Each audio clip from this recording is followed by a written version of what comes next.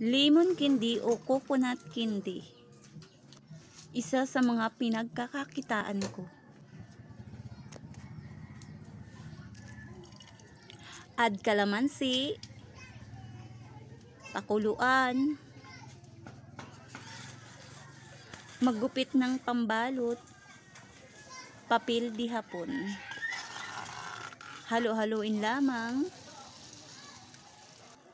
Ihalo ang napigang kalamansi at halo-haluin. Hintayin maging golden brown. Maglagay ng tubig sa baso at kumuha ng konting amount. Tikman kung makunat na. Patuloy lang na haluin hanggang sa maging golden brown na. Hanguin, gumamit na lang ng plastic na lalagyan upang hindi madikit. Pwede ng tingi-tingin tulad nito. Gumamit lang tayo ng 2 spoons para matsansya. Pagkatapos, pwede nang balutin. Ready to serve, piso each.